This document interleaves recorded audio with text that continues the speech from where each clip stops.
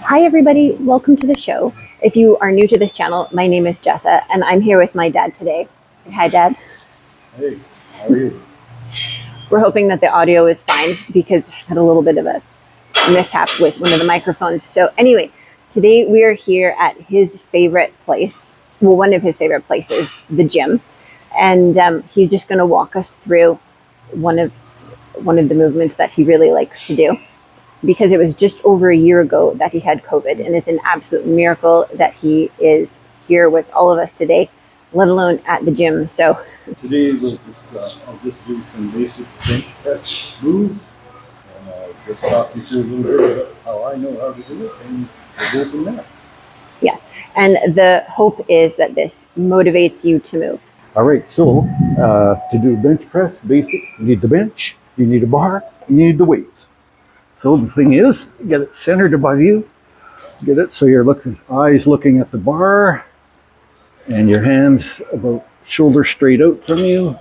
Then you're going to squeeze the bar, and then you're going to get your legs under you to support, and then you're just going to push up, and you're going to bring it down to your chest and up, chest, up, chest, up, chest, up. 5, 6, 7, 8. Then you'll place it back, and that's your first set of 8. And that's all there is to the bench press. Okay, so he showed us one set, and he's going to do one more, but we figured on the rest set in between here, we're going to just start talking about some of his experience with COVID. So do you want to tell us a little bit? All right, so COVID, so last end of March, April, I'll try and make it's quite a long story. I'll do my best to make it brief, but both my wife and I came down with COVID. It was pretty ugly there at home, thinking it was just a cold, but then spent 3 days doing the sweats and then the freezing and the sweats and then the freezing. 3 days for me. For my wife, it wasn't so bad, kind of a bit of a cold kind of thing for her. Mine kept getting worse and worse and worse. Called our doctor. She got us she sent me a puffer and some antibiotics, asked us to get the test. So we did that, took the test, and of course both showed positive. She suggested that I go to the hospital, but we're men, we don't like to go to the hospital, so I pushed on for a couple more days, and then finally at one point I could hardly move. I got out of bed to try and make it downstairs. Everything was shaking. I couldn't even look out the window. Everything was white. We had an oximeter for measuring the amount of oxygen, and I was down to 77%, which is not good for your organs or your brain at all. So my wife said, I'm calling an ambulance. And I said, no, we'll just take the car because I didn't want to draw attention. So anyway, took us to the hospital. We both went in.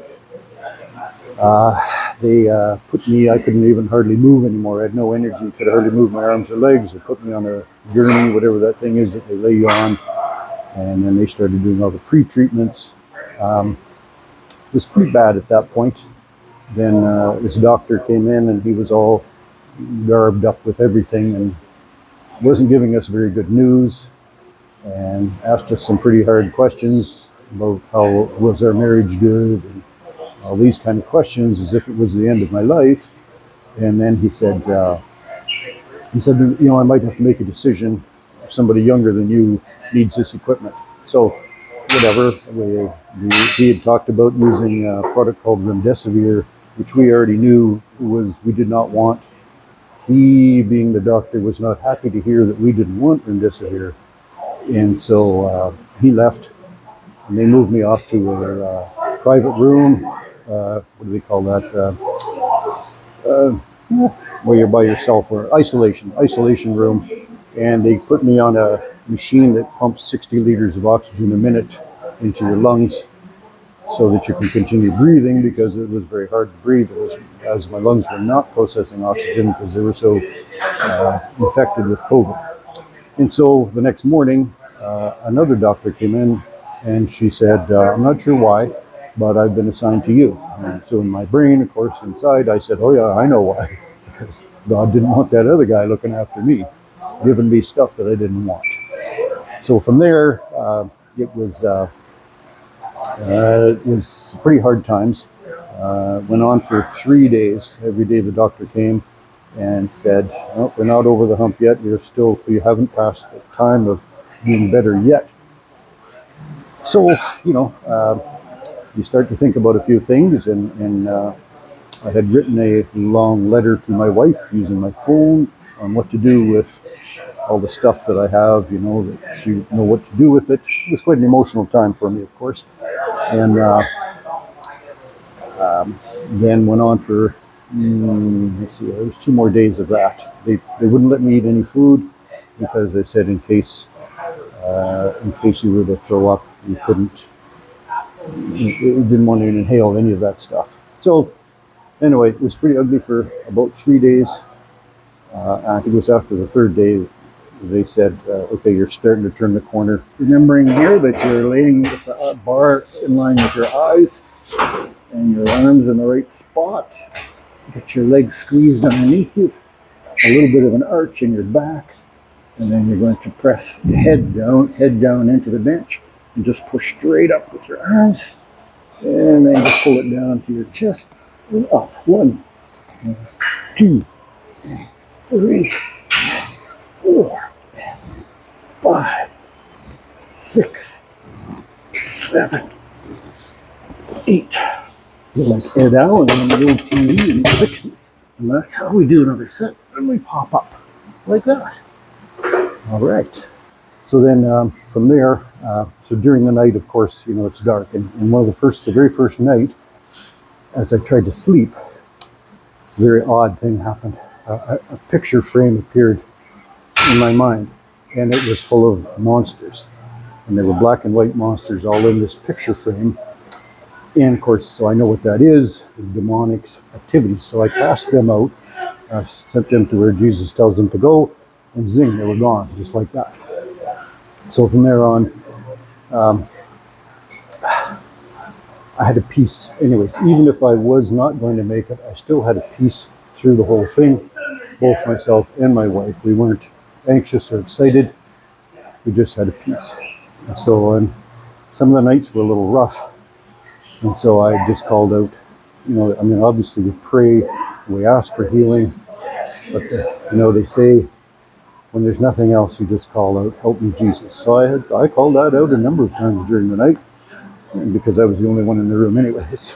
And any of the nurses or doctors that came in had like 16 layers of clothes and masks on. And so that carries on, no matter what happened through that. The only word I got, let's put it this way, I never had a visit from Jesus. But the word that kept coming to my mind and my heart was, my grace is sufficient for you. And so that's what it carried me through. And then it was, I think it was the third or fourth day, they let me have some actual food. It was healing in itself, just having some food, because all they were giving me was liquid. So and I was in the hospital for a total of 10 days. So I lost 20 pounds of muscle in 10 days, just gone. So by the time, things started to get better, they gave me antibiotics. They gave me monoclonal antibodies. I think there's 3 other drugs that they gave me. And it finally started to work. And so I passed that point where I'm going to make it. And then as I got better, they reduced the liters of oxygen that they were feeding me 24 hours a day. And I got it down to, after about, I think it was the 8th or 9th day, we got it down to, I think it was like 5 liters of oxygen. And then the doctor came. It was the second doctor, because they gave me another lady doctor. She was also very good. And she said, there's nothing else we can do for you here at the hospital. They're going to send you home with oxygen, and you can finish the healing process at home. And so we did that. I went home a little lightheaded, a little lighter for weight. I looked fairly emaciated by the time I got home. Then they showed up with the oxygen. So I was at home on oxygen for another 6 or 7 weeks at home on oxygen.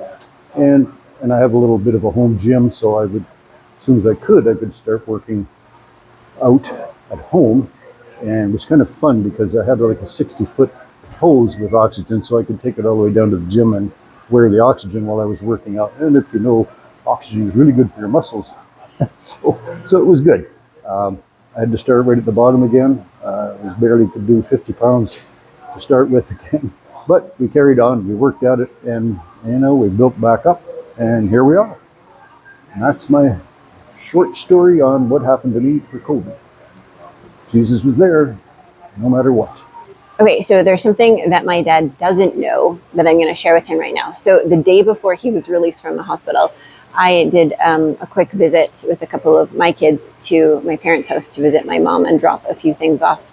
But I felt really strongly to go actually park at the hospital parking lot where possibly maybe close to the room maybe he would have been in. We sort of were guessing. Rolled down the window and declared a whole bunch of things that the Lord was saying to declare, and so that he could be healed and set free. And so when I learned that he was sent home the next day, of course, everybody was so excited, but it's he's such a miracle. And the fact that he's here over what is like a year and a half later. Year and 2 months, I think. Yeah. And so you had some like kidney damage. Yes, it was kidney damage. Sorry, we're gonna have to share this mic. You just hold it. Sure. I remember what it was now. There was kidney damage from the doctors wasn't sure if it was from being so dehydrated before I went into the hospital or whether it was from the monoclonals that they gave me. However, and I went to our home doctor, and she just kept sending me for tests and lung function tests and x-rays for the lungs, for the scarring in the lungs, and then all these kidney tests. And so we just kept praying that this stuff would God would look after it, and he did. As time went on, within a couple of months, kidneys were back up to full function, lungs full functioning after the last test on them, and things are just excellent again, just the way they were before I started. I did get and I got to say that during the whole time, thank the Lord for smartphones, because I had so much prayer and so much connection with people, because I was in isolation and nobody could come in, nobody could see me, my wife wasn't allowed in, but I had lots of connection either with FaceTime with my wife and a couple of others, and I had a lot of connection through texting. And I had a fellow from Ontario that was praying for me, and he had texted me and said that at the beginning of this, he said that he had a picture from the Lord, and the Lord showed him that I was walking out of the hospital. So I held on to that, that thought, and that's what came to fruition. So I'm just so thankful for so many people praying and putting my situation before the Lord, and not only that, but he works through doctors and he works through instant healing, and that's how it seems to work for me. Amazing. Thank you, Dad, for sharing, and Yes, thanks for showing us to do that. one of your exercises that you do. So happy Father's Day to everybody out there. Thank you for listening to our story, and have a really great day.